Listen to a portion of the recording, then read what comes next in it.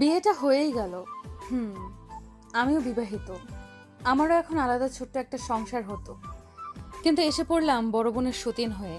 হ্যাঁ, বিয়েটা তো হলো আমার বোন জামাই সায়ান মাহমুদের সাথে, যার সাথে ঠিক 6 মাস আগে আমার বড় বোন অনামিকা ইসলামের সাথে বিয়ে হয়েছিল।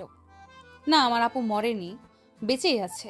তবুও আমাকে তার সতীন হয়েই আজ থেকে এই সংসারের দায়িত্ব নিতে হবে।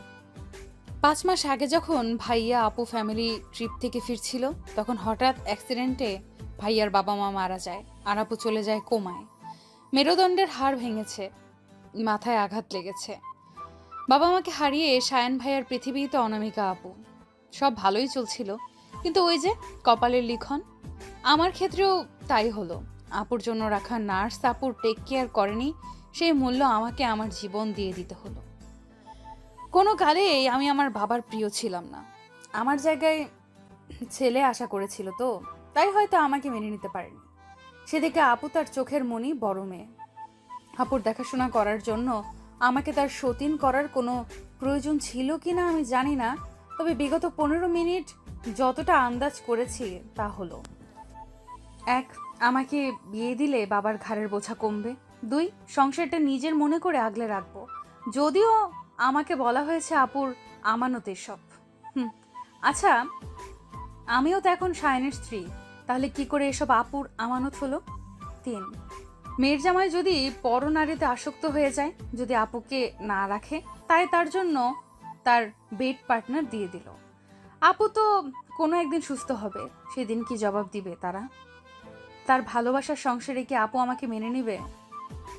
ডায়েরিতে কথাগুলো লিখে আয়নার সামনে দাঁড়ালো অতসী। কিছুক্ষণ আগেই তার বিয়ে হয়েছে, অথচ তার শরীরে নেই কোনো হলুদের গন্ধ, নেই কোনো বিয়ের সাজ। চুপচাপ আয়নায় নিজেকে দেখছে সে। গলার নিচে বেশ কালো হয়ে গেছে, কপালে বাবাসে ব্যান্ডেড লাগানো, ঠোঁট কেটেছে, হাত পায়ে কালছিটে দাগ। ফোনটা নিয়ে গেছে ওর বাবা, তাই তো চাইলেও প্রিয় মানুষটাকে আর দেখতে পারবে না সে। তার ছবিও যে অতসীর জন্য অনেকটা সাহস যোগান দিত। এক হিসেবে ভালোই হয়েছে, সে তো মুক্তি চেয়েছিল, আজ পেয়েও গেল। আচ্ছা, সে কি জানে সে মুক্তি পেয়েছে? দরজায় নক পড়ছে, সায়ান ভেতরে এলো। কেন যেন অতসীকে তার সহ্য হচ্ছে না। সায়ান প্রচন্ড ভালোবাসে অনামিকাকে, তাই তো তার জন্য বাধ্য হয়েই তার সতীন আনলো। হা, সতীন! এই মেয়েকে সায়ান চেয়েও দেখবে না। অনামিকা জীবন্ত লাশ হলেও ওকে নিয়ে সায়ান সারা জীবন কাটিয়ে দিতে পারবে। অতসীকে ডেকে সায়ান বলল, দেখো অতসী, আমি জানি তুমি মেনে নিতে পারছো আমাকে, কিন্তু আমি তোমাকে মানতে পারবো না। আমার কাছে কখনো কোনো অধিকার চাইবে না। তোমাকে বিয়েটা শুধুমাত্র অনার জন্য করা। তুমি অনার খেয়াল রাখবে, এতেই হবে। তাছাড়া আর কোনো কিছুই আমার থেকে আশা করবা না। এই বাসায় যথেষ্ট শালীন হয়ে চলবে, যখন তখন যেন ওড়না ছাড়া না দেখি। আর এবার ছেলেদের পিছন ছাড়বে। তুমি এখন মিসেস সায়ান মাহমুদ, আশা করছি মাথায় রাখবে। ভাইয়া, একটা কথা ছিল। বলো। আসলে আমি টিউশনি করাতাম, মূলত আমার লেখাপড়া তাতেই চলতো। তো আমি আসলে একটু বের হতাম, সন্ধ্যার আগেই ফিরে আসবো। সায়ান কোনো কথা না বলে রুম থেকে বেরিয়ে গেল। ফিরে এসে অতসীর সামনে না অতসীর গায়ে টাকা ছুঁড়ে মারল আর বলল, নার্সকে আমি 25,000 দিয়ে রেখেছিলাম, এখানে 30 আছে।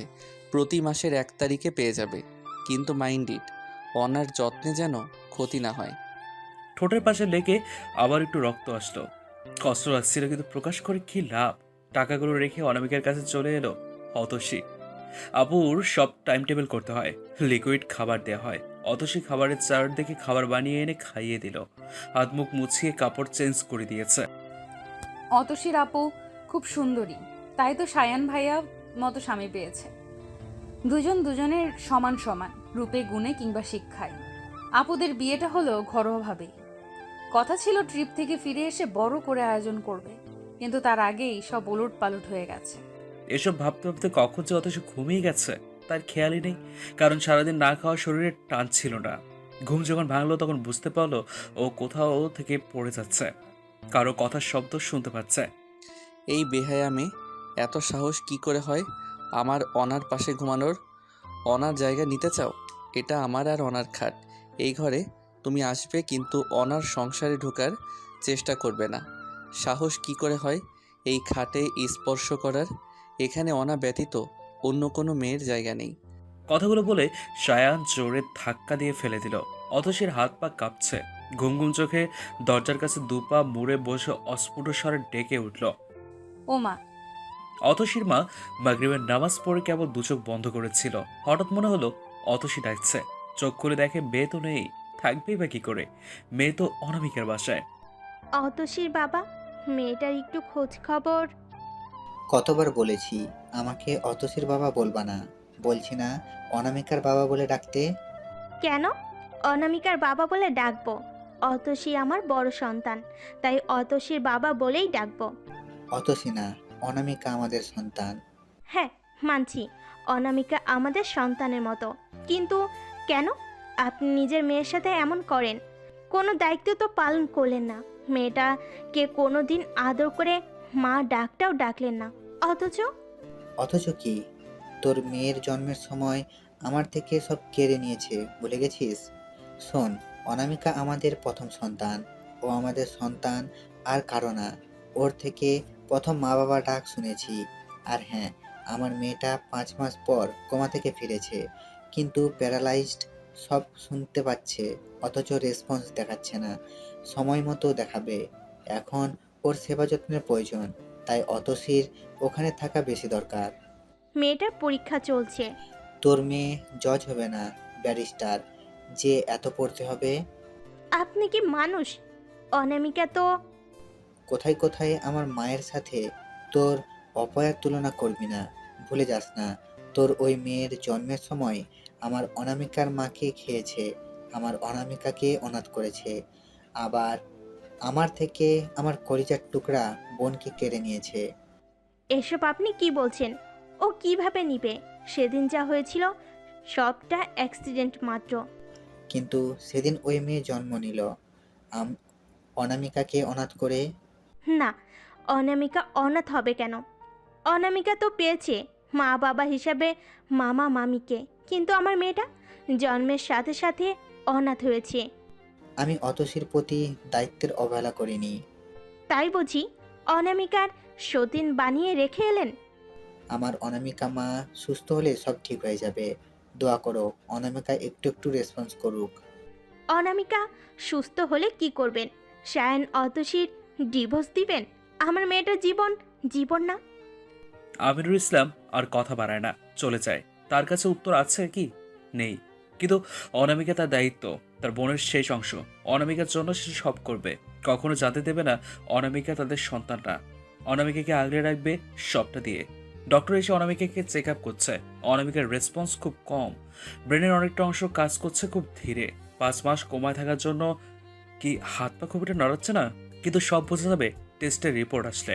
অনামিকা কোমা থেকে বেরিয়েছে 7 দিন, কিন্তু অতসী মেয়েটা বেশ যত্ন করছে। বোঝা যায় মেয়েটা খুব ভালোবাসে বোনকে। প্রতিদিন বোনের পাশে গিয়ে নিয়ম করে বসে থাকতো। 7 দিন আগে যখন অনামিকা প্রথম রেসপন্স করলো, তখন সায়ান জেদ হলো বাসায় নিয়ে আসবে আর রাখবে না এখানে। কথা মতো তাই হলো। কিন্তু আজ সকালে সায়ান অফিস যাওয়ার পর নার্স নিজের মতো বসে ফোনে কথা বলছিল। এদিকে অনামিকার শ্বাসটান উঠে খুব খারাপ অবস্থা হয়ে যায়। এমনিতেই অনামিকার অ্যাজমার সমস্যা রয়েছে। ভাগ্যিস সায়ান ফিরে আসে। তারপর খুব কষ্টে সবটা সামাল দেয় ডক্টর ইফাত। সায়ান ইফাত অনেক দিনের বন্ধু। স্কুল কলেজের গন্ডিকে এরা একত্রে পার করেছে। সায়ানের সব সিদ্ধান্তে ইফাত সাহায্য করেছে। এমনকি অনামিকাকে পটানোর জন্য যা যা করা প্রয়োজন সব করেছে। ফ্যামিলি রাজি করানোর দায়িত্ব ক্ষেত্রেও ইফাতের অবদান অনেক। কিন্তু আজ অতসীর সাথে যেটা হলো সেটা মেনে নিতে পারেনি ইফা। অনামিকার দেখাশোনা করার জন্য বিয়ে করার কি প্রয়োজন ছিল? তাছাড়া মেয়েটার জীবনকে অনিশ্চিত করার কি খুব প্রয়োজন ছিল? একদিন না একদিন অনামিকা সুস্থ হবে, তখন অতসীর কি হবে? কারো কোনো কথা, কারো কোনো মাথা ব্যথা নেই এই বিষয়ে। হ্যাঁ, অবশ্যই অতসীর বাবা আজ যে রূপ ইফাত দেখেছে, তাতে করে ইফাত বুঝে গেছে। আর যাই হোক, এই মেয়ের প্রতি তার বাবার কোনো দরদ নেই। এসব ভাবতে ভাবতেই হঠাৎ কল এলো ইফাতের ফোনে। স্ক্রিনে শায়ানের নাম। অনামিকার রিপোর্ট কোন নাগাদ পাওয়া যাবে? আসবে 2-1 দিন পর। সায়ান, তুই কি ফ্রি আছিস? হ্যাঁ। অতসীকে কেন বিয়ে করলি? জানি না। জানি না মানে কি? তুই অন্তত মেয়েটাকে বিয়ে না করলেও পারতি। মানে? অতসী তো পালানোর চেষ্টাও করলো, পরিণাম দেখলি তো।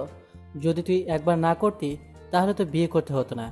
ও পালানোর চেষ্টা করলো বলেই তো বিয়েটা করলাম। মানে? যেই মেয়ে আমরা সবাই থাকতে অনামিকাকে ছেড়ে পালাতে পারে, সেই মেয়ে আমার অজান্তেও পালাতে পারে। অতসী পালা ছিল, কারণ ও বিয়ে করবে না বলে মেয়েটার ভবিষ্যৎ শেষ করে দিলি। হুম, ওর মনে তো লাড্ডু ফুটছে। মানে কি? অতসী বরাবর অনামিকাকে হিংসে করত, আর সবার সামনে এমন ভাবটা করত যাতে করে মনে হয় কিছুই জানতো না। অনামিকার সব জিনিস ওর চাই, এমনকি আমাকেও ওর চাই। তুই জানিস অতসী কতটা ক্যারেক্টারলেস মেয়ে, কত ছেলের সাথে ওর চলাফেরা। আমার সাথে অনামিকার বিয়ে ঠিক জেনেও আমাকে চাইতো। এমনকি অনামিকাকে ও ধমকিয়েছিল ও যে কোনো মূল্যে আমাকে বিয়ে করবে। এসব তোকে কে বলেছে? তুই নিজে দেখেছিস এমন কিছু? না, অনা এসব বলেছিল। বাহ, ভালো তো। তাহলে বলতে হয় তুই অতসীর মনের ইচ্ছা পূরণ করলি। না, আমি ঠিক সে পরিমাণ কষ্ট ওকে দিব যতটা অনামিকাকে অতসী দিয়েছে। যতটা অনামিকা কেঁদেছে ঠিক ততটা কাঁদাবো। তুই দিন দিন মানসিক রোগী হয়ে যাচ্ছিস। যখন বুঝতে পারবি তখন অনেক দেরি হয়ে যাবে। হয়ে যাবে না, অলরেডি হয়েছে। মেয়েটাকে পারলে মুক্তি দিয়ে দে, এখনও সময় আছে। সায়ান কোনো কিছু বলে না। প্রতিশোধ তো সবে শুরু। অনামিকার প্রতিটি কষ্টে হিসাব তো অতসীকে দিতেই হবে।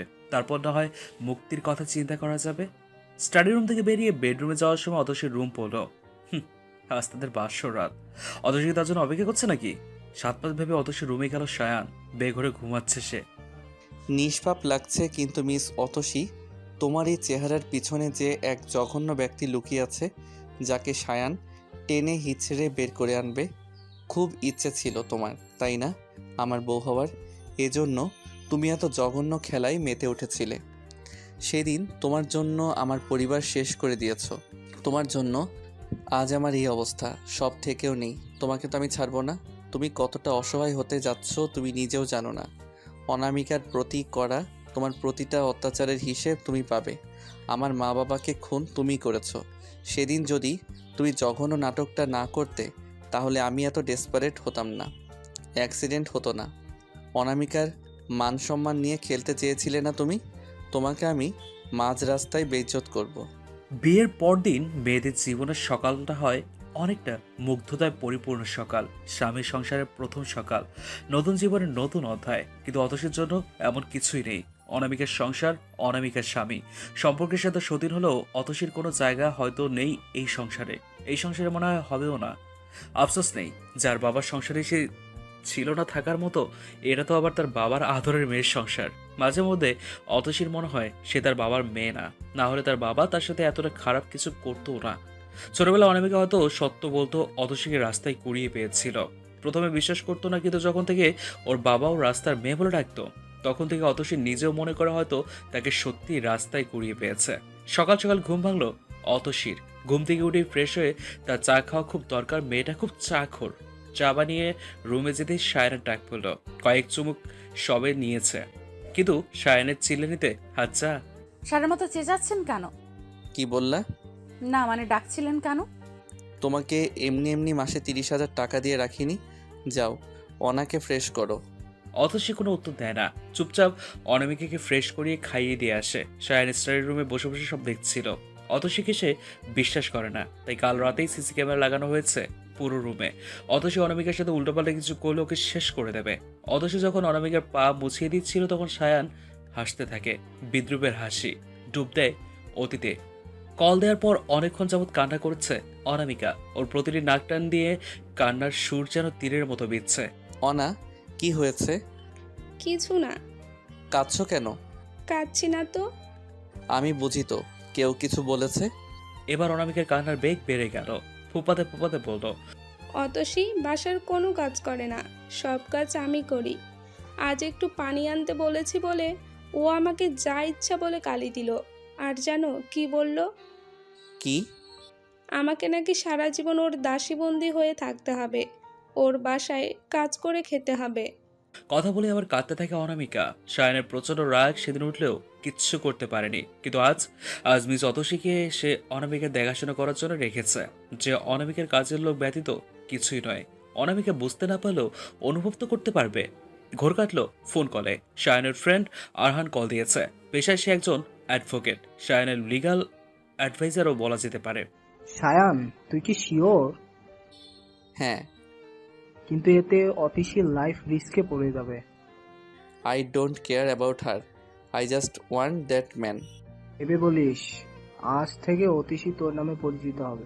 এখানে অনামিকার পরিচয় ঠুকো নয়, বলতে গেলে অস্তিত্ব নেই। কারণ কেউ কিন্তু জানে না সে অতিশী না, অনামিকা প্রথম স্ত্রী। আর এটা যদি হয় সে অ্যাক্সিডেন্টটা তোর বিজনেস রাইভালদের মধ্যে কেউ করছে, তাহলে কিন্তু অতিশী হবে ওদের নেক্সট। আমি এটাই চাইছি, ওরা নেক্সট মুভ দিক, কেননা এতেই এর পিছনে কে আছে বেরিয়ে আসবে। তুই অতিশীকে টোপ হিসেবে ব্যবহার করেছিস। মেয়েটার লাইফের একটা মূল্য আছে, যদিও ওর কিছু হয়। অনার থেকে অ্যাটাকারদের দূরে রাখার এর থেকে ভালো কোনো উপায় আমি এখন আর দেখছি না। যা ভালো বুঝিস কর। শায়ান অনামিকার বিয়েটা ঘরোয়াভাবে হয়, আগেই কাউকে জানায়নি, কারণ বিজনেস ট্রিপ ছিল। শায়ান চেয়েছিল ফিরে এসে বিয়ে করবে বেশ ধুমধামে, কিন্তু অতসীর অত্যাচারে অনামিকা প্রায়ই মন খারাপ করে থাকতো। শায়ান বুঝতো না কেন অনামিকা এসব সহ্য করে। ওর বাবাকে জানালেই তো অতসী ওকে জ্বালাতে পারে না, কিন্তু অনামিকা ওর বাবাকে জানাতে নারাজ। এদিকে অনামিকার মন খারাপ দেখে কোনো মতে বিয়ে করে ওকে নিয়ে শায়ান বিজনেস ট্রিপে চলে যায়। সাথে শায়ানের বাবা মা ছিল, কারণ শায়ান ছিল একমাত্র সন্তান, আর ওর বাবা ওর মাকে ছাড়া কোথাও যেত না। দিনগুলো বেশ ভালোই কাটছিল, স্বপ্নের মুহূর্ত ছিল। অনামিকার হাসি খুশি চেহারা, বাবা মা, সব মিলিয়ে সময়টা শায়ানের জন্য অমূল্য। কিন্তু অতসীর জন্য সব শেষ হয়ে গেল। অতসী, অতসী, অতসী, এই মেয়েকে আমি ছাড়বো না, কোনো দিন না। অতসী, অতসী, জি বলুন। 1 কাপ চা দাও, 5 মিনিটের মধ্যে। 7 মিনিটের মাথায় অতসী চা নিয়ে দাঁড়ায় আয়নের সামনে। মুচকি এসে শায়ান চায়ের কাপ হাতে নেয়। অন্য হাতে অতসীর হাত ধরে হেঁটে বেসিনের সামনে নিয়ে গিয়ে ওর বা হাত পুরো 1 কাপ গরম চা ঢেলে দেয়। অতসী চিৎকার করতে নিলে বলে, ভুলেও চিৎকার করবে না, অনা ঘুমে। অতসী দাঁতে দাঁত চেপে সহ্য করে, চোখ দিয়ে পানি তো পড়ছেই। শায়ান অতসীর কানের কাছে গিয়ে ধীরে ধীরে বলে, যার বউ হওয়ার জন্য এত কাঠখোট্টা করলে তার সম্পর্কে এটা জানো না যে সে চা না কফি পছন্দ করে? কফি চাই, 5 মিনিট সময়, না হলে আবার এমন হবে। Mind it, miss Atasi. Atasi চুপচাপ চলে গেল। শায়ান রুমে এসে থম মেরে বসে গেছে। অতসীর কাছে যেতেই অমন কেন ফিল হলো? মেয়ের চুলে তো মারাত্মক স্মেল।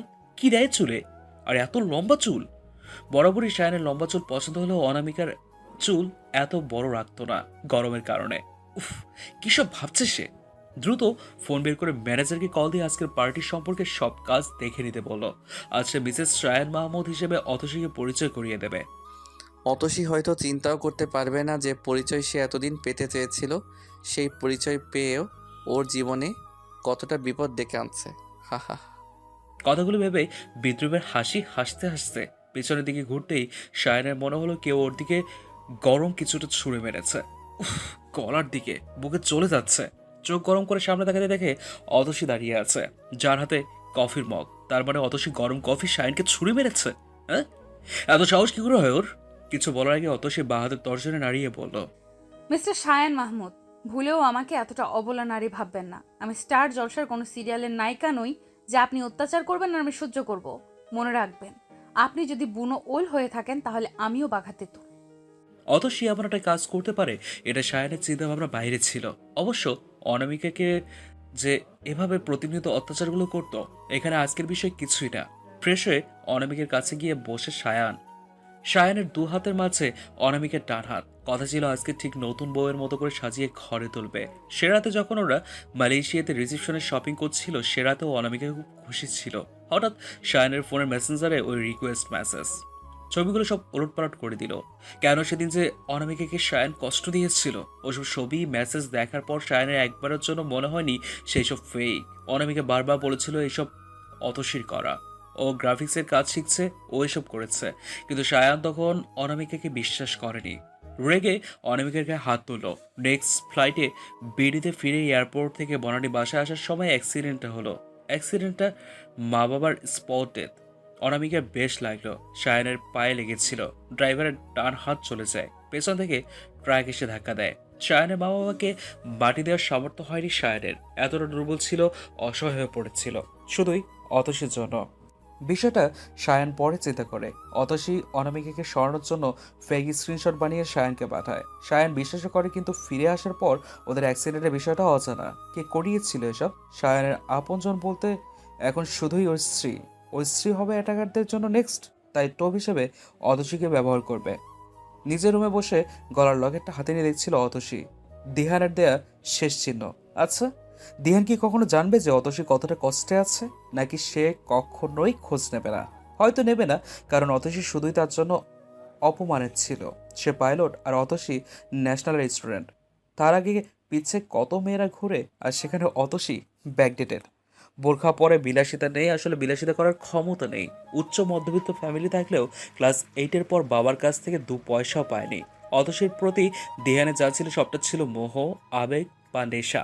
3 মাসের ছোট্ট সম্পর্কে তো আরো 2 মাস আগেই শেষ করে দিয়েছে দিহান। আসলে সবাই দুর্বলকে নিশানা করে কিনা। তবে দিহান অতসীর জন্য ছিল এক আশার ক্ষীণ আলো, যে ক্ষীণ আলো শক্তি জোগাতো। ফোনের ওয়ালপেপারে দিয়ে রাখা দিহানের ছবি দেখে প্রতিদিন মুচকি হাসতো অতসী। কাল খুব চেষ্টা করেছিল পালিয়ে যেতে, কিন্তু ভাগ্য সহায় হলো না। কিভাবে থাকবো তোমায় ছাড়া দিহানজি? তুমি তো আমায় ভুলে বেশ আছো, আমি কেন পারলাম না? জানো তো আমার না বিয়ে হয়ে গেছে তোমার বন্ধুর সাথে। জানো তো আমি না এখন কারো দ্বিতীয় পক্ষ, আপুর সতীন। অন্যের সংসার আমাকে সামলানোর জন্য বন্দি করে রাখা হয়েছে। আমাকে নিয়ে যাও না দিহানজি এখান থেকে, প্লিজ নিয়ে যাও। আমি পালানোর চেষ্টা তো কম করিনি, কিন্তু পারছি না, আমি পারছি না দিহানজি। কথাগুলো বলেই লকেটটা ঠোঁটের কাছে নিয়ে কেঁদে ওঠে অতসী। জীবন কি শুধু কেড়ে নিতেই জানে, নাকি দিতেও জানে? হালকা গোলাপি রঙের শাড়ি পরেছে অতসী। পার্লার থেকে মেয়েরা এসে সাজিয়ে দিল, বউ বউ লাগছে। এই সাজার জন্য অতসী অনেক অপেক্ষা করেছিল। ও নীল বেনারসি পরবে আর দিহান পরবে সাদা পাঞ্জাবি, কিন্তু আজ সব নিয়তি। খুব কাঁদতে ইচ্ছে করছে। দিহানের লকেটটা খুলে ড্রয়ারে রেখেছিল। সায়ান বেশ গয়না দিয়েছে, কিন্তু সেসব মন ছুঁয়ে যায়নি। দিহানের দেয়া লকেটটা পরে নিল। সায়ানের দেয়া গয়নার নিচে পড়ে গেল, অতসীর শরীরের সাথে মিশে গেল।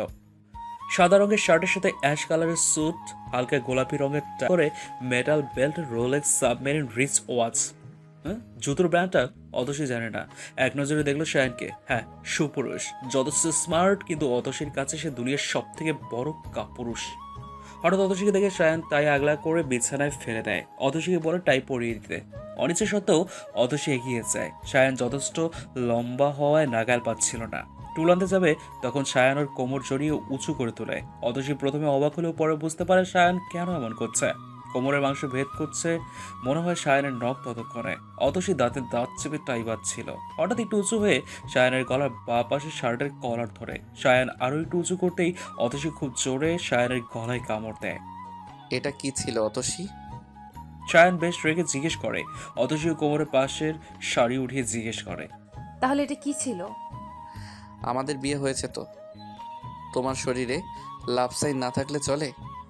এক্স্যাক্টলি, আপনার শরীরেও তো থাকতে হবে, তাই আমিও দিলাম। শায়ান কথা বলে না, চুপচাপ করে বেরিয়ে যায়। অতসী বসে আছে স্টেজে, সবাই এসে অভিনন্দন জানাচ্ছে। অতসী মাথা নিচু করে বসেছিল। হঠাৎ কেউ একজন একগুচ্ছ কদম এগিয়ে দিয়ে বলে, কংগ্রেস ভাবিজি। কণ্ঠ শুনে অতসী ছলছল চোখে উপরের দিকে তাকিয়ে অস্ফুট স্বরে বলল, দিহানজি। অসি, তুমি এখানে? তুমি বউ সেজেছো কেন? কি ব্যাপার, কান্না করছো কেন? আর তোমার কপালে কি হয়েছে? ড্যাম, এই লেডি, কিছু তো বলো। ফোন অফ তোমার। আমার টেনশন হচ্ছে অসি। অনামিকা কই? অনামিকা সুস্থ হয়েছে বলেই তো এই পার্টি, কিন্তু তুমি? ঐশী বাবু, প্লিজ কিছু বলো। এতক্ষণ অতসী দিহানের দিকে তাকিয়েছিল। হ্যাঁ, একমাত্র দিহান পারে তাকে এইসব থেকে মুক্তি দিতে। অতসী 2 হাত দিয়ে দিহানের হাত শক্ত করে ধরেছে, যেমনটা দিহান ধরেছিল প্রথম দিন। দিহান।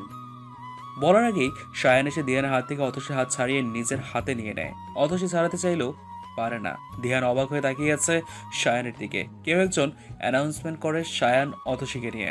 পরিচয় হয় ওদের সম্পর্কের সাথে। দিহান ড্যান্স করার জন্য বলেই অতসী না করে। শায়ান জোর করে অতসীকে নিয়ে পা বাড়ায় ড্যান্স ফ্লোরে। ব্যাকগ্রাউন্ডে মিউজিক বাজছিল। তুমহে अपना बनाने का जुनून सर पे है कब से है। দিহান অতসীর সম্পর্কটা কেমন কেমন করে যেন শুরু হলো। তখন অনামিকাদের অ্যাক্সিডেন্ট হয়েছে। সায়ান অনামিকা হসপিটালে। অনামিকা রক্ত লাগবে, অতসী দিল। নিজেই বাঁচে না, আবার রক্ত। কিন্তু রক্ত কেনা বেচা হারাম, তাই দিল। নামি দামি হসপিটালগুলোতে রোগীর সাথে থাকতে দেয় না। অতসীকে রেখে ওর বাবা চলে গেল। একে তো মেয়েটা এই শহরে নতুন, আর থাকবে যে এমন কোনো জায়গাও নেই। অতসী যখন ব্লাড দিয়ে ওয়েটিং সিটে বসেছিল, খুব অসহায় লাগছিল। ওর বাবা হচ্ছে তা রেখেই গেল, কারণ না পারবে ও অনামিকের কাছে যেতে, না পারবে কিছু করতে। এদিকে হসপিটালে ক্যাবিন সব বুকড। ইভা নিজে চেম্বারে গিয়ে বসলো, নিয়ে বসালো। মেয়েটাকে দেখে বারবার ইভাদের বড্ড মায়া হয়। মায়া না করুণা জানে না। অনামিকের বিয়ের সময় মেয়েকে প্রথম দেখে ওরা সবাই। বিয়েটা হয় অনামিকাদের গ্রামের বাড়িতে। বিয়ে বাড়িতে বেআইনদের সাথে অনেক অনেক মজা করছিল। তেমন একটা মজা ছিল ওদের ফ্রেন্ডসদের সবাইকে মরিচের গুঁড়ো দিয়ে শরবত খাওয়ানো। যখন ফানটা বেশি হয়ে গেল, তখন মেয়েরা অতসীর নাম দিল। বাড়ি ভর্তি মানুষের সামনে ওর বাবা ওকে বাঁশের ঝাড়ু দিয়ে ঢিল দেয়। ঝাড়ু গিয়ে লাগলো অতসীর কপালে। চুপচাপ দাঁড়িয়েছিল। বাবাকে বড্ড ভয় পায়। সেদিন ইফাত অতসীর কপালে ব্যান্ডেড করে দেওয়ার সময় কয়েকটা মেয়ে এসে সরি বলে। অতসী মুস্কি হেসে বলে, ব্যাপার না, আমি ঠিক আছি। ইফাত অবাক হলো, এমনটাও হয় বলছি, হ্যাঁ? বাবার কাছে তো মেয়ে মানে জান্নাত, অথচ অতসী এতটা অবহেলার পাত্রী কেন? তাছাড়া পুরো 3 দিন অতসীর ঘাড়ে বাড়ির যে কোনো দোষ চাপিয়ে ওরা ওকে বকা হতো, কিন্তু চুপচাপ শুনে যেত সে। প্রতিবাদ করলেই ওর বাবা এসে মারতো। এমনকি বিয়ের দিন অতসীকে দূরে রাখা হলো। দিহানের আসার শব্দে ইফাদের ঘোর কাটলো। ইফাত, কিছু মনে না করলে আমি অছিকে নিয়ে যেতে যাচ্ছি। ওর বাবা আসলে? এখানে ওর কি কাজ একটু বলবে? ওই লোকটার সমস্যা কি? মেয়েটাকে ওভাবে কেন কষ্ট দিচ্ছে? আজব ক্যারেক্টার। তুই ম্যানেজ করবি কিছু একটা বলে। মেয়েটার রেস্ট দরকার। দিহান কোনো কথা না শুনে অতসীর দিকে হাত বাড়িয়ে দেয়। বিশ্বাস করতে পারেন, সেদিনের মতো সেদিন পানিতে পড়তে দিইনি, আজ এই শহরের ভিড়ে। দিহানের সাথে বাসায় এসে চুপচাপ বসে আছে অতসী। বাসায় কি কেউ নেই? অতসীর সামনে দিহান ডাবের পানি আর জুস এনে রাখে। নিন আমি ডাবের পানি খাই না। জুস। হুম। দিহান উঠে যায়, এক গ্লাস গরম দুধ নিয়ে আসে, তারপর বলে, এবার দয়া করে বলবেন না আপনি দুধ খান না। আসলে লাইক সিরিয়াসলি? আমি না শুনছি না। আমি ফ্রেশ হয়ে খেয়ে নিব, কিন্তু কি? আমি তো কোনো ড্রেস আনিনি। দিহান কিছুটা চিন্তা করলো, তারপর একটা শাড়ি এনে দিল। আমার মা বাবা নেই। মা গত বছর আর বাবা 7 বছর আগে মারা গেছেন। একটা বোন, সেও ইটালি। এটা আমার মায়ের শাড়ি, পরে নাও। আপনার মাপের হয়তো না, তবে মায়ের অনেক পুরাতন বিয়ের ব্লাউজটা এনেছি, এটা পরে নিন। আর হ্যাঁ, ফ্রেশ হয়ে জলদি আসুন, খাবার খেতে হবে। অতসী ফিরে এলো। দিহান কিছুক্ষণ তাকিয়ে দেখে চুপচাপ খেয়ে নিল। হাতে এক্সট্রা চাবি, মাস্টার কি আর কি, আর একটা কার্ড দিল। এসব দিয়ে আপনার রুম না, সব রুমের লক খোলা যায়। দয়া করে এসব রাখুন, আর ভেতর থেকে লক করে ঘুমাবেন। কেন? পুরুষ মানুষকে বিশ্বাস করতে নেই। এভাবেই 2 দিন কাটলো। হঠাৎ করে অতসীর বাবা ওকে নিয়ে গেল। দিহানের অবস্থা খারাপ, ফোন নাম্বারও নেই। কিন্তু কি থেকে কি করবে? যাওয়ার সময় দেখা হয়নি। অতসীকে ইফাদের ক্যাবিনে রেখে বেরিয়েছিল। যাওয়ার পর শুনে ওর বাবা ওকে নিয়ে গেছে। অতসী ফিরল 3 দিন পর। সে সময় ক্যাবিন খালি হলো। দিহান ওর জীবনের সব থেকে বড় ডিসিশন নিল। অতসীকে জোর করে ওর বাড়ি নিয়ে গেল। বাড়ি ঢুকেই অতসীকে কাউচে বসে ওর 2 হাত নিজের হাতে ভরে নিল। কি হলো দিহান ভাইজান, এমন করছেন কেন? এই মেয়ে, ভাইজান কেমন ডাক? আর আমি তোমার ভাই না? হ্যাঁ, জান বলতে পারো। জান না, বেশি বড় হয়ে যাও। তুমি আমাকে দেহানজি বলে ডাকতে পারো। তুমি আমাকে দেহানজি বলে ডাকবে। জানের ছোট্ট মিষ্টি ভালোবাসার প্রথম অক্ষর দিয়ে জি। মনে হচ্ছে স্টার প্লাসে নাটক চলছে, আর আমি ন্যাকা নায়িকা যে তার নায়ককে ন্যাকামো করে জি জি করছি, জি জি ডাকছে। মনে হলে তাই, কিন্তু অছি, আমি তোমাকে সত্যি আমি আমার জীবনে চাই, আমার নায়িকা হিসাবে। এটা হয় না, আপনি আমার সম্পর্কে জানেন না। জানার প্রয়োজন বোধ করছি না। প্লিজ। অছি, আমি তোমাকে ভালোবাসি। এর থেকে বড় কোনো সত্যি বা কথা আছে বলে এখন ভাবছি না। আমার এলোমেলো জীবনে তোমাকে চাই, একটু সুখ চাই, একটু। তুমি যদি রাজি না থাকো তাহলে চুপচাপ কাল সকালে চলে যেও, আর রাজি থাকলে শুধু আমার বলা নামটা ধরে ডেকো, তাহলেই হবে। সারা রাত অতসী কেঁদেছে। দিহানের ঘুম উবে গেছে। সকালবেলা দিহান অতসীকে দিতে যাওয়ার জন্য বের হলে অতসী বলল, দিহানজি, যদিও স্টার প্লাসের সিরিয়ালের ন্যাকা ডাকের মতো লাগছে, তবুও ডাকছি দিহানজি। Are you sure? Hmm. I love you অছি। প্লিজ একটু 2 হাত ধরি, প্রমিস, এর বেশি আর কিচ্ছু না। অতসীও সেদিন দুহাত এগিয়ে দিয়েছিল। করতালিতে দিহানের ভাবনার ছেদ পড়ল। খুব দ্রুত চলে যাচ্ছে সে। অতসী তার পেছনে যেতে নিলে সায়ান আটকায়, কানে কানে বলে, মিসেস মাহমুদ, আমাকে এত বোকা মনে হয়? আমি সবটা জানি। আমি জানি দিহান তোমাকে ঠিক নিয়ে যাবে। তাই তো বিয়েটা করলাম, যাতে শুধুই আমার অধিকার থাকে তোমার উপর। দিহান যাতে চাইলেও নিতে না পারে। আর হ্যাঁ, ভুলেও তোমার দিহান জানকে এসব বলবে না। না হলে ওই যে দুটো লোককে দেখছো দিহানের সাথে সাথে যাচ্ছে, ওরা তোমার দিহান জান ও দিহানজিকে শ্যুট করে দিবে। আশা করি তুমি চাইবে না তোমার জান এত দ্রুত মরে যাক। সায়ানের এমন ফাঁকা কথা যে অতসী বিশ্বাস করলো না, সায়ান বেশ বুঝতে পারল। এক্সকিউজ, আসো। বলেই সায়ান অতসীকে নিয়ে রুফটপে চলে যায়। দূর থেকেই দেখা যাচ্ছে দিহান পার্কিং প্লেসের দিকে যাচ্ছে। Yes, shoot that pan. অতসীর ঘাড়ের কাছে মুখ নিয়ে সায়ান ফোনে কাউকে কথাটা বলল। সামনে তাকিয়ে অতসী দেখলো সত্যি লোক দুটো রিভলভার বের করছে। তার মানে সায়ান সত্যি। সায়ানের থেকে নিজেকে ছাড়িয়ে নিয়ে অতসী বলল, ওদের থামতে বলুন, না হলে আমি এখান থেকে লাফ দিয়ে নিজেকে শেষ করে দিব। সায়ান অতসীর হাত ধরে এনে আবার আগের মতো করে দাঁড়ালো। অতসী দেখছে দিহান গাড়ি নিয়ে বের হয়ে গেল। Wait, not now, follow him and wait for my next order. এরপর অতসী আর কোনো কথা বলেনি। মনে হচ্ছিল অদৃশ্য কোনো দুই হাত তার গলা চেপে ধরেছে। মুখে মেঘে হাসি রাখতে রাখতে সে ক্লান্ত, চোখগুলো লাল হয়ে গেছে, প্রচন্ড জ্বালা করছে। চুপচাপ ছিল, হঠাৎ হঠাৎ তার অনুভব করে। তাকিয়ে দেখে ওর বাবা। কিরে, মুখ গোমরা করে আছিস কেন? সবাইকে জান সবাইকে জানাতে চাস জোর করে বিয়ে দিয়েছি? বোনের জন্য একটুকু করতে পারিস না? কেমন বোন তুই? মনে রাখিস, সায়ান যদি তোকে তাড়িয়ে দেয় তাহলে আমার ঘরে তোর জায়গা হবে না। তাই বলছি, চুপচাপ আমার অনামায়ের সেবা যত্ন করে যা। আমার মাকে সুস্থ করে তোল। আর আপু সুস্থ হলে তখন কি উত্তর দিবেন? খুব সাবলীল বাংলা জিজ্ঞেস করলো অতসী। সময় আসলে দেখা যাবে। তখন যাওয়ার জায়গা না পেলে রাস্তায় নেমে যাবি। তোর জায়গা তো রাস্তাতে, রাজপ্রাসাদে তোর কাজ শুধু দাসীর মতোই থাকা। অতসী ওর বাবার কথায় হাসলো। এরপর হাসিটা মুখে লেগেই ছিল। ওরা আজ বাসায় যাবে না। একটা হোটেলে ওদের জন্য স্পেশাল সুইট বুক করা হয়েছে। ধীরে ধীরে গাড়ি এগিয়ে চলছে সেদিকেই। পুরো রাস্তা অতসী কোনো কথা বলেনি, কান্না করছিল, যা সায়ানকে অবশ্যই শান্তি দিচ্ছিল।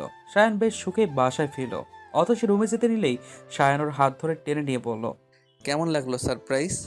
জানো তো, আর একটু দেরি করলে অনেক বড় ব্লান্ডার হয়ে যেত। তোমার থেকে দিহানকে আলাদা করতে কম কষ্ট করতে হয়েছে আমাকে। উফ, আজ শান্তি। মানে? কি? ও হ্যাঁ, তুমি তো আবার কিছু জানো না। এদিকে আসো। আরে লজ্জা কিসের?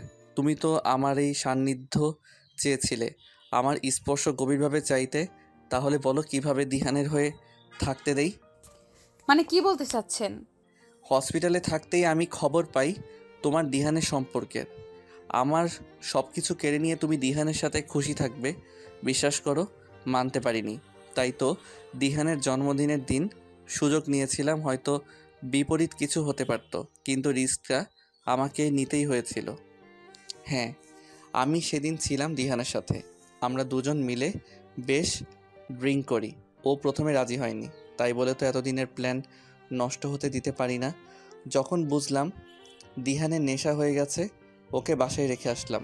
তখন তুমি দিহানের বাসায় দিহানের নাম করে আমার পাঠানো লাল টুকটুকে শাড়ি পরে বসে আছো। বিশ্বাস করো, সেদিন তোমাকে দেখে আমার মাথাই খারাপ হয়ে যাচ্ছিল। আর ও তো নেশায় ছিল। একটা বাসায় একটা নেশাগ্রস্ত পুরুষের সামনে আবেদনময়ী হয়ে বসে থাকবে, আর কিছু হবে না, এটা হয়? প্ল্যান মতো দিহান তোমাকে চাইলো, তুমি বাধা দিলে। একসময় দিহান তোমাকে জোর করলো, আর তুমি তোমার জানকে কষিয়ে থাপ্পড়। তারপর দিহানের কিছু কথা, ওর অপমান সহ্য করতে না পেরে পরদিন সকালে চলে গেলে।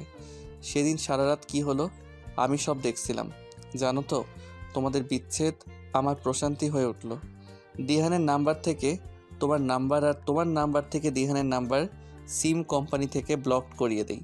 এমনকি তোমার নাম্বারেই ইন্টারন্যাশনাল কল সার্ভিস অফ। না পারছিলে তুমি দিহানের সাথে যোগাযোগ করতে, আর না পারছিল দিহান। হ্যাঁ, তোমাদের ভুল ছিল। বিশেষ করে তোমার দিহানের জেগে ওঠা পর্যন্ত ওয়েট করা উচিত ছিল। তাতে হয়তো এত ভুল বোঝাবুঝি হতো না। তবে আমার কাজ আরেকটু কঠিন হতো, এই আর কি। 2 দিন আগে জানলাম দিহান দেশে ফিরছে। ও দেশে ফিরেই তোমার কাছে যাবে, এটা আমি জানি। প্রয়োজনে তোমাকে উঠিয়ে নিয়ে আসতো, তাই তাড়াহুড়ো করে বিয়ে করলাম। ভাগ্য সায় দিল, অনামিকাও সেদিন অসুস্থ হলো, তাই তোমার বাবা না করতে পারেনি। আমি চাইলে তোমাকে এমনিতেই অনার দাসী করে রাখতে পারতাম, কিন্তু দিহান বেটাই ঝামেলা। আমরা বন্ধু, বন্ধু বললে ভুল হবে, জিগরি দোস্ত, কিন্তু তাই বলে তোমাকে মাফ করবো এমন তো নয়। দিহান তোমাকে যাতে না নিতে পারে তাই লিগ্যালি তোমাকে আমার বানিয়েছি। এখন দিহান চাইলেও নিতে অধিকার দেখাতে পারবে না। তুমি ভুলেও দিহানকে এসব জানাতে যাবে না। যদি কিছু জানাও তাহলে ওকে আমি আমার রাস্তা থেকে নয়, দুনিয়া থেকে সরিয়ে দিব।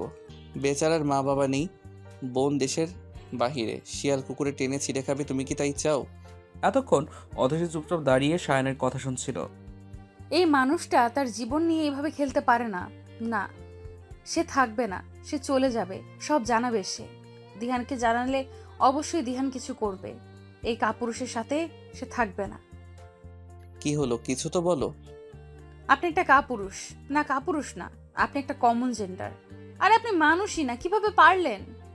সায়ান বেশ রেগে যায়, হাত ধরে টানতে টানতে নিয়ে আসে রুমে। পুরো রুম ফুল দিয়ে সাজানো। অতসীর হাত পা জমে গেছে। আমি কাপুরুষ, কমন জেন্ডার, দেখবি আমি কি কি করতে পারি।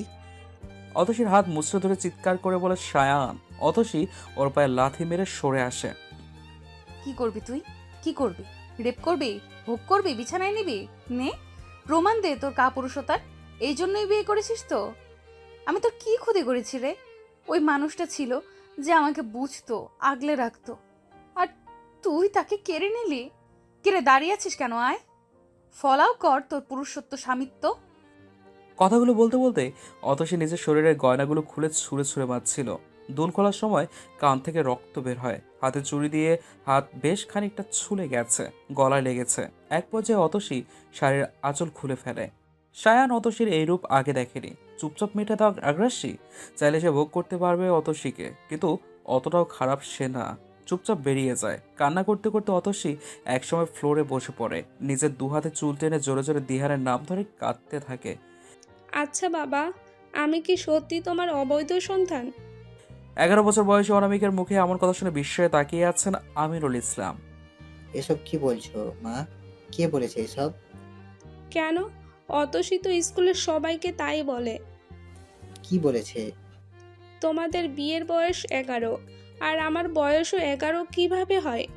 আমি নাকি বিয়ের আগের সন্তান, আর বিয়ের আগের সন্তান তো অবৈধ হয়, তাই না বাবা? অনামিকার কথার কি উত্তর দেবে আমিরুল ইসলাম জানে না। তবে এখন তাকে মিথ্যে বলতে হবে, সত্যিটা বলা যাবে না। অনামিকা সহ্য করতে পারবে না।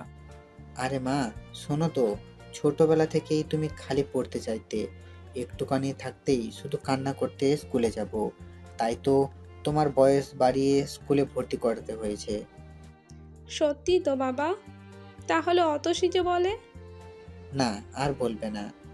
অনামিকা দিব্যি রুমে চলে গেল, আর অতসী দৌড়ে বাবার কাছে এসে একটা ডায়েরি দেখাতে দেখাতে বলল, বাবা, বাবা, দেখো, আজকে আমি রচনা প্রতিযোগিতায় প্রথম হয়েছি। হেড স্যার আমাকে এই ডায়েরি আর কলমটা দিয়েছে, দেখো। 8 বছর বয়সী অতসীর এতটা উল্লাস তার বাবার কান অব্দি পৌঁছায় না। সে খুব জোরেই ধমক দিল। অতসী কুকড়ে গেছে, চুপচাপ দাঁড়িয়ে আছে। খুব বৈধ, অবৈধ শিখেছিস তাই না? আরে তুই তো রাস্তার মেয়ে, তুই শিখবি না তো কে শিখবে? বলে আশেপাশে কিছু খুঁজতে লাগলো।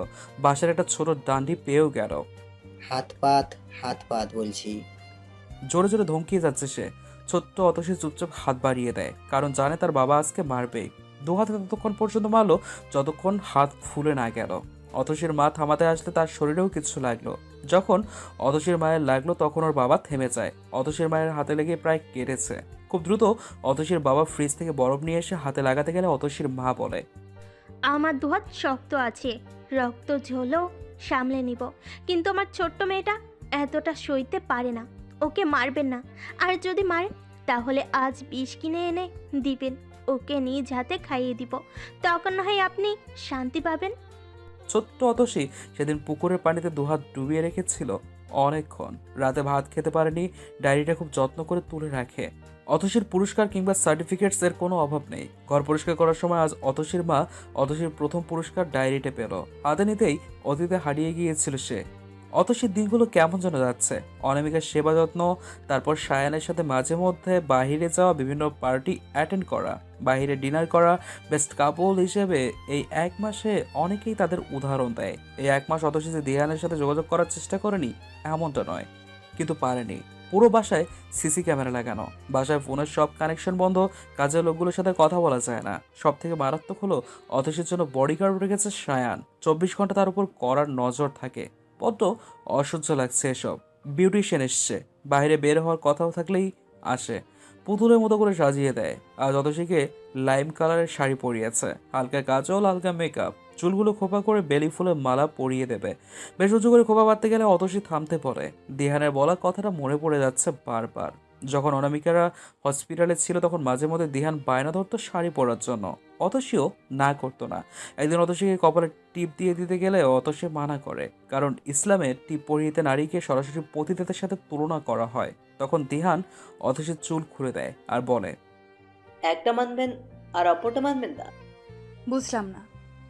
আবু হুরায়রা রাদিয়াল্লাহু আনহু কর্তৃক বর্ণিত একটি হাদিসে রাসূল সাল্লাল্লাহু আলাইহি ওয়াসাল্লাম বলেছেন, জাহান্নামবাসী দুটি দল রয়েছে যাদেরকে আমি এখনো দেখিনি। একদল এমন লোক যাদের হাতে গরুর লেজের মতো লাঠি থাকবে, যা দিয়ে তারা লোকদেরকে প্রহার করবে। আর অন্য দল এমন নারী যারা পোশাক পরেও উলঙ্গ থাকে। তারা অন্যদের তাদের প্রতি আকৃষ্ট করবে, নিজেরা অন্যদের প্রতি ঝুঁকবে। তাদের মস্তক উটের পিঠের কুচের মতো হবে। তারা জান্নাতে প্রবেশ করবে না, এমনকি জান্নাতের ঘ্রাণও পাবে না, অথচ এর ঘ্রাণ এত এত দূর থেকে পাওয়া যায়। মুসলিম 2128।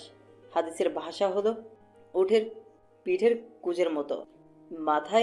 মাথার চুল বাঁধলেই কিংবা ঝুঁটি করলেই উটের পিঠের কুচের মতো দেখা যাবে, অন্যথায় নয়। আমি তো খোপা করেছিলাম। ওটাও দেখতে তো কুচের মতোই লাগছিল। তাহলে কি খোপাও করব না? কেন করবে না? করবে তো, তবে ঘাড়ে ফালিয়ে করো না, তাহলে আরো বেশি সুন্দর লাগবে। বিউটিশিয়ানের কথায় হুঁশ ফিরে অতসীর। নিচু করে ঘাড়ে ফেলিয়ে করুন। সায়ান বাসার বাইরে অতসীর হাত ছাড়ে না। এই বুঝি অতসী পালিয়ে গেল। সবসময় হাত ধরে রাখে, কিন্তু অতসীর অসহ্য লাগে। সে সায়ানের সাথে বের হয় মূলত যদি দিহানের সাথে দেখা হয়েছে। দিহানের সাথে একবার কথা বলা খুব প্রয়োজন। একমাত্র দিহান পারবে অতসীকে এসব থেকে বের করতে।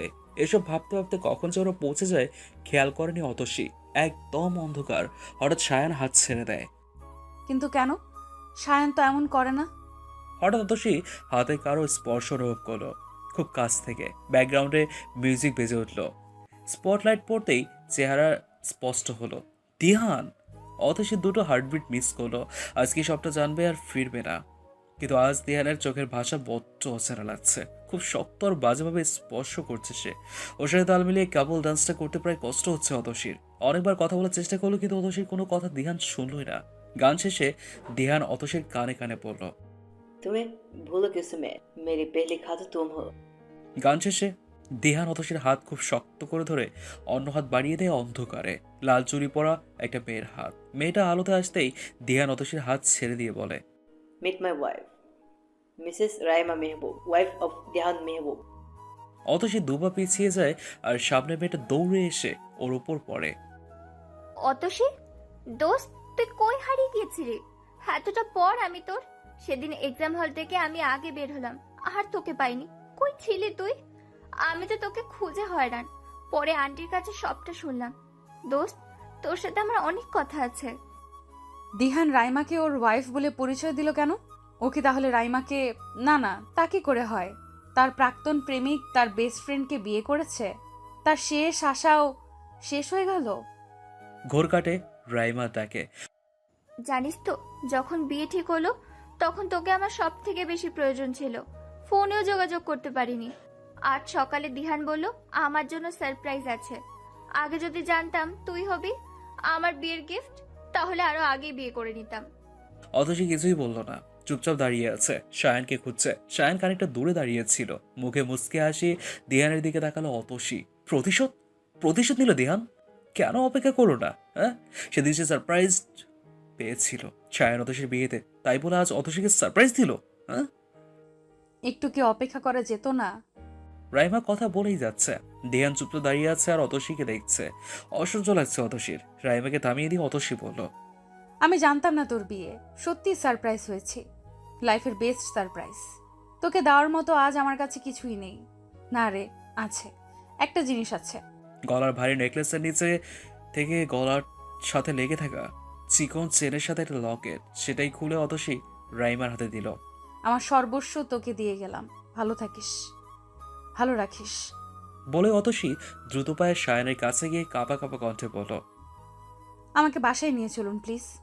সায়ান অতসীর হাত ধরে বুঝলো মেয়েটা অসম্ভব প্রকার কাঁদছে। দ্রুত হাত ধরে বেরিয়ে গেল ওরা। দূর থেকে রাইমা ওদের দিকে তাকিয়ে দেখছিল। দিহান মনে মনে বলল, ঠিক এমন লেগেছিল আমার সেদিন, যেদিন তুমি আয়ানের বউ সেজে বসেছিলে, মিসেস অতসীম মাহমুদ। অতসীর অবস্থা সত্যিই ভালো না।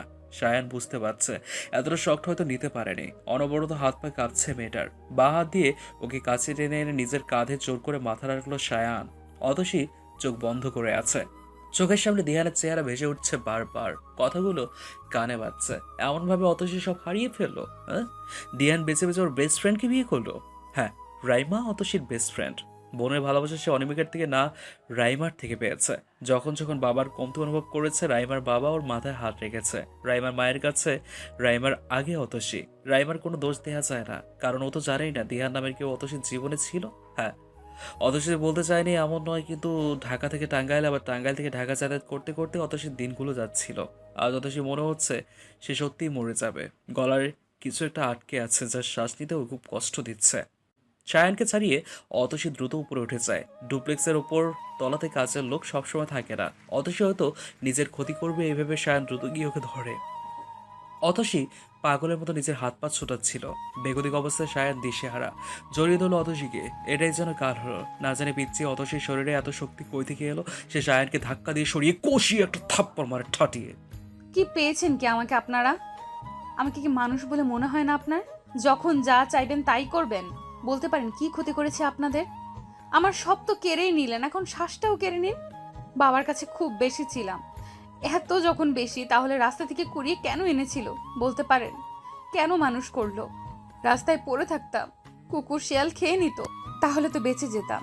না, তা করেনি। কি হলো? বড় করলো, তারপর বলল নিজের খরচ নিজে চালাতে পারলে পড়ালেখা কর, না পারলে বাদ দে। ক্লাস 9 থেকে বেরিয়ে পড়েছিলাম নিজের পরিচয় বানাতে। বানিয়ে তো খুব ভালোই ছিলাম, সব পরিপূর্ণ হলো আমার দিহানের জন্য। কিন্তু কি করলেন আপনারা? আমাকে অনামিকার সতীন বানিয়ে দিলেন, দিহানকে সরিয়ে দিলেন। এসব হয়েছে অনামিকার জন্য। ওই অনামিকা সব কেড়ে নিল। আমি ওকে ছাড়বো না, ওকে আমি মেরে ফেলবো। কথাগুলো বলেই অনামিকার রুমের দিকে ছুটলো অতসী। অনামিকাকে কিছু করার আগে অতসীকে হাসকা টানে রুম থেকে বের করে আনে সায়ান। অতসীর করার কাজ আর কথাতে সায়ানের রাগ তখন চরমে। কিছু না ভেবেই সে অতসীকে আঘাত করে, ইচ্ছে মতো আঘাত করে। তার ধারণা ছিল অতসী তাকে বাধা দেবে বা কথা শোনাবে, কিন্তু অতসী চুপচাপ মাস সহ্য করে গেল। এক সময় সেন্সলেস হলে সায়ানের হুঁশ ফেরে। তখন ওর টনক নড়ে অতসীর সব প্রিপ্ল্যান্ড। অতসী চাইছিল সায়ান ওকে মারুক, আর সায়ান তাই করলো। মেয়েটার জালে সে পা দিয়েছে।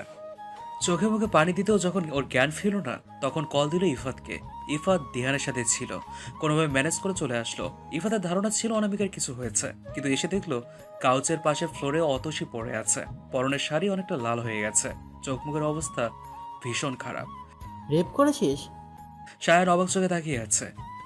এতটা খারাপ সে না, আর তার বেস্ট ফ্রেন্ড তাকে এই কথা জিজ্ঞেস করছে। থমথমে গলা উত্তর দিল, না। তাহলে এভাবে মেরেছিস কেন? সেসব পরে হবে, আগে ওর সেন্স ফেরা। পুলিশ কেস আমি পারবো না। দেখ, এখন রাগের সময় না, প্লিজ ট্রিটমেন্ট শুরু কর, না হলে মরে যাবে। গ্রেট আইডিয়া, মেরে বাড়ির বাগানে পুঁতে দিতে পারিস, কেউ জানবেও না। ইফাত, জানি ভাই তোর রাগ হচ্ছে, কিন্তু ওকে আগে ট্রিটমেন্ট। সায়ানের কথার উত্তর না দিয়ে ইফাত অতসীকে কোলে তুলে পাশের রুমে নিয়ে যায়। মেয়েটকে দিয়ে ওর ড্রেস চেঞ্জ করিয়ে দেয়। মোটামুটিভাবে ড্রেসিং করে মেয়েটার। নাকের বাঁ পাশের তিলটা দেখে ইফাতের দু চোখ ভরে উঠল। চুপচাপ সে বেরিয়ে গেল। যাওয়ার আগে সায়ানের সাথে কোনো কথাই বলে যায়নি সে। ইফাত সচরাচর ড্রিঙ্কস করে না, কিন্তু ও আবার দিহানের পার্টিতে ফিরে এসছে। পরপর কয়েকটা ড্রিঙ্কস নিল। শার্টে রক্ত লেগে আছে। দিহান দূর থেকে দেখে ইফাতের কাছে গিয়ে জিজ্ঞেস করলো, দোস্ত কি হয়েছে? এত ড্রিঙ্ক করেছিস কেন? আর রক্ত কার? দিহান, তোর ইফতির কথা মনে আছে? ইফতির কথা মনে থাকবে না কেন? আমাদের ছোট্ট পরিবার। সেবার ইফতি যখন কলেজে ট্যুরে গেল, মন খসখস করছিল, কিন্তু আমি ওর স্বাধীনতায় বাধা হতে চাইনি, তাই যেতে চেয়েছিলাম। ওইটা সেই যে বাসা থেকে বেরিয়েছিল আর বাসায় ফিরেনি, আজও ফিরেনি। কিন্তু মানুষ ফিরে না ইফাত, তুই কি ভুলে গেছিস? আমরা ইফতির ক্ষত বিক্ষত লাশ পেয়েছিলাম চন্দ্রনাথ পাহাড়ে। আমার বোনটাকে আমি বাঁচাতে পারিনি আমি ওকে রক্ষা করতে। মৃত্যুর পর আমি অতসীকে নিজের বোনের জায়গা দিয়েছি রে।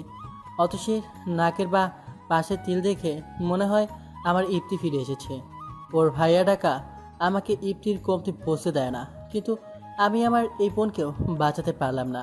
আমার চোখের সামনে আমার বোনের জীবন ধ্বংস করে দিচ্ছে ওই অনামিকার বাবা আর সায়ান। তুই জিজ্ঞেস করেছিলি না যে এই রক্ত কার? এই রক্ত অতসীর। মেয়েটাকে অচেতন অবস্থায় রেখে এলাম।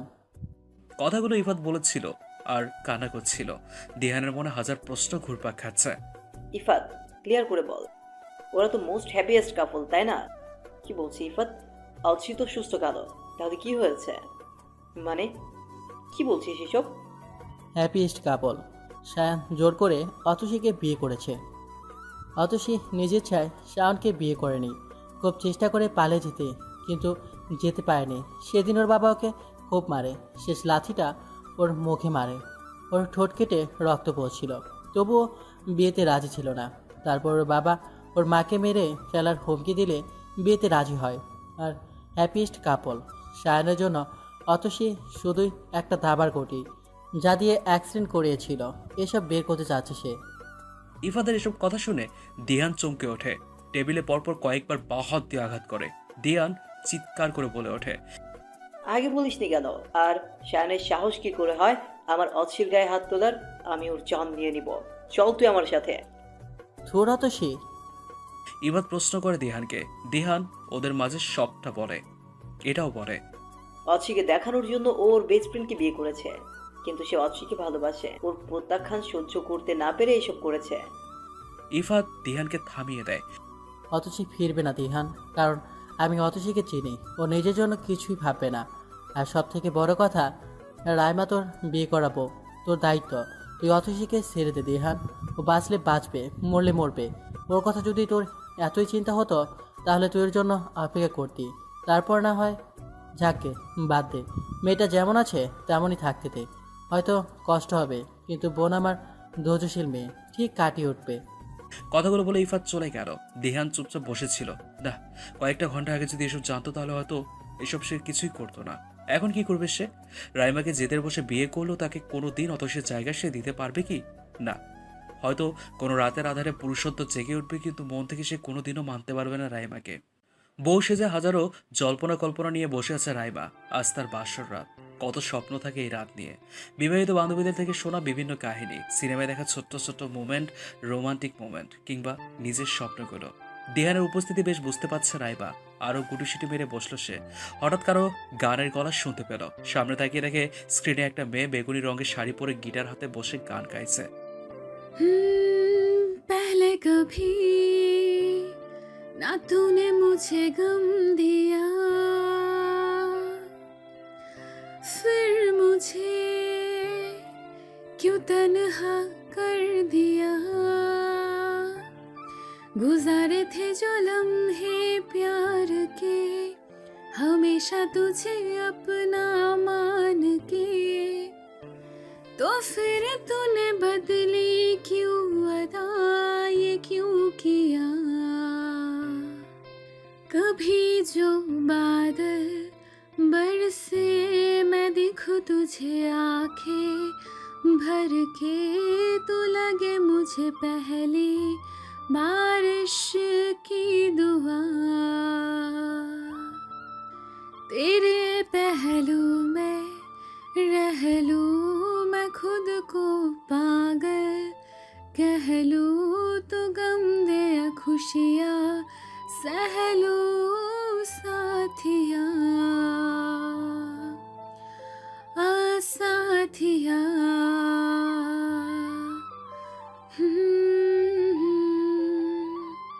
कोई नहीं तेरे सिवा मेरा यहाँ,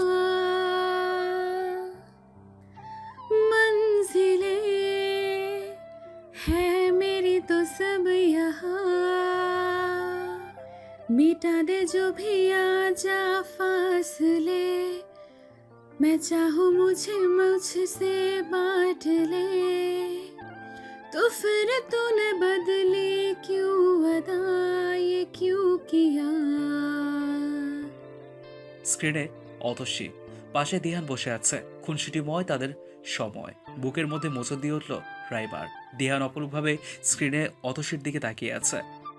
রাইমা, আপনাকে কিছু বলার আছে আমার। এরপর আপনি যদি মনে করেন আপনি মুক্তি চান তবে আমি দিয়ে দিব, কিন্তু এর জন্য আপনি অৎসিকে কখনো দোষ দিতে পারবেন না। আমি অৎসিকে ভালোবাসি। রাইমা কিছুটা আন্দাজ করেছিল, খুব কষ্ট হচ্ছিল, কারণ বাঙালি মেয়েরা 3 বার কবুল বলার সাথে সাথে মানুষটাকে আশ্রে পৃষ্ঠে জড়িয়ে নেয়। রাইমার জন্য পুরো পৃথিবী এখন দেহান, কিন্তু বাসরাতে যদি কোনো মেয়ে জানতে পারে তার স্বামীর প্রাক্তন প্রেমিকা তার বেস্ট ফ্রেন্ড এবং তার স্বামী এখনো প্রাক্তনকেই ভালোবাসে, বাসরাতে তাদের বাসর ঘর বাজছে তার স্বামীর প্রাক্তনের সাথে কাটানো মুহূর্তগুলোর ভিডিও, তাহলে অবশ্যই তার জন্য আজকের রাতটা কি স্মরণীয় নয়? অবশ্যই। দিহান এগিয়ে এসে রাইমার কাছে বসলো, ধীরে ধীরে সবটা বলল, সব, এমনকি বিয়ের কারণটাও। এখন রাইমা বুঝছে অতসীর ওভাবে রিয়্যাক্ট করার কারণ। অতসীর জন্য রাইমা তো এতটুকু করতেই পারে, কারণ সে দেখেছে তো মেয়েটা ছোট্ট থেকে শুধু অবহেলাই পেয়েছে। তাছাড়া অতসী রক্ত দিয়ে তার ভাইয়ের জীবন বাঁচিয়েছিল, অনেক ঋণ আছে মেয়েটার কাছে। যদি দিহান হয়ে থাকে সেসবের কিছুটা শোধ হয়, তাহলে না হয় এতিম মেয়েটাকে রাইমা সব দিয়ে দেবে। হ্যাঁ, এতিমই তো, যার বাবা থেকেও নেই, যে জীবনে শুধু হারিয়েছে, সে না হয় এই একটু সুখের ভাগিদার হবে। হাতের উল্টো পিঠে চোখ মুছে রাইমা জবাব দিল, অসি যদি ফিরে আসে আমি অবশ্যই চলে যাব, আপনি ওকে ফিরিয়ে আনার ব্যবস্থা করুন। রাত একটু গভীর হতে অতসীর শরীর কাঁপিয়ে জ্বর এলো। বার দুয়েক বমি করাতে সায়ানের বেশ অস্বস্তি হচ্ছে।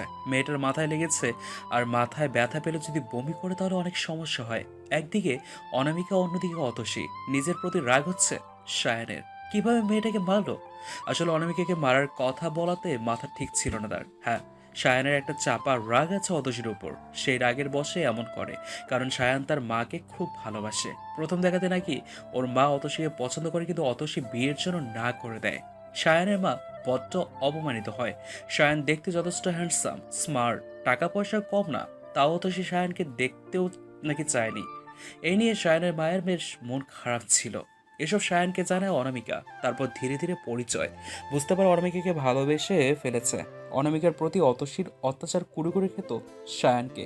ও লাইফের দুজন মানুষ যাদেরকে সায়ান সব থেকে বেশি সম্মান করে, তাদেরকে অতসী এতটা অপমান করেছে। হ্যাঁ, সায়ান সেদিন বলেছিল, ক্ষমা যতই মহৎ গুণ হোক না কেন, আমি প্রতিশোধ নিতেই পছন্দ করব। অতসীর পরনের কামিজ ভিজে গেছে। সায়ান মেয়েডকে ডেকে চেঞ্জ করিয়ে দিল। অনামিকার কাছে ছিল, আবার অতসীর কাছে এলো। মেয়েদের কি কোনো আক্কেল জ্ঞান নেই? নাইটি পরিয়ে দিয়ে গেছে, এমনিতেই মেয়েটা জ্বরে কাবু হয়ে আছে। হঠাৎ চোখ গেল অতসীর গলা একটু নিচে, বুকের হাড় শুরু হয়েছে সেখান থেকে একটু নিচে বাঁ পাশে বেশ খানিকটা নীল হয়ে আছে। না, অতসীকে সায়ান ওখানে আঘাত করেনি তো। তাহলে মনে পড়ে গেল ওদের বিয়ের দিনের কথা। ও হ্যাঁ, অতসীর বাবা কিছু একটা দিয়ে ওকে মেরেছিল। তবে কি সেই থেকে দাগ? কালচে নীল হয়ে আছে। অতসী পাশ ফেরে সায়ান চুপচাপ ওর পাশে বসে আছে। সকালে ঘুম ভালো সায়ানের। অদ্ভুতভাবে অতসী সায়ানের হাতে মাথা রেখে ঘুমোচ্ছে। ঘড়িতে জানান দিচ্ছে 8:37। ঘড়ি 9টার দিকে, ইবাদ আসবে 9:30টার দিকে। অতসী, হুম। ওঠো তো একটু, উঠে চেঞ্জ করে নাও না। প্লিজ। হুম। ইফাত আসবে, তার আগে প্লিজ চেঞ্জ করে নাও। সায়ান অতসীকে নিয়ে ওয়াশরুমে যায়। বাইরে দাঁড়িয়ে আছে অতসী। ফ্রেশ হয়ে বেরিয়ে অনামিকার রুমের দিকে পা বাড়ায়। কোথায় যাচ্ছ? যা কাজের জন্য আমাকে রেখেছেন সেই কাজ করতে। তুমি অসুস্থ অতসী? খোরার আবার খোরার রোগ। তার ছেলের সাথে কথাগুলো বলে অতসী বাইরে পা বাড়াতে ইফাত আসে। কেমন আছো? দাদা ভাই আমি ভালো, তুমি? আমিও। এসো তো, কেন? কপালে কাঁটাটা দেখবো। লাগবে না দাদা ভাই, আমি ঠিক আছি। যার সব শেষ সে কি এই একটু একটুতে।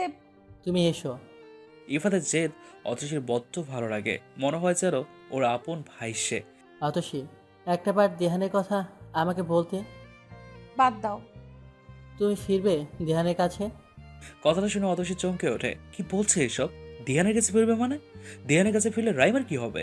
সে জানে হারানোর কষ্ট কি। জানো তো, ক্লাস 5-এ থাকতে একদিন হেড স্যার সবার বাবাকে ডাকলো। যারা বৃত্তি দিবে তাদের বাবা যেন স্কুলে যায়। বাবাকে অনেক বলার পরেও বাবা গেল না। সেদিন যদি বাবা গিয়ে স্কুলের স্যারের সাথে কথা না বলে তাহলে বৃত্তি পরীক্ষা দিতে দিবে না। পুরাতন হেড স্যার থাকলে কোনো ঝামেলাই হতো না।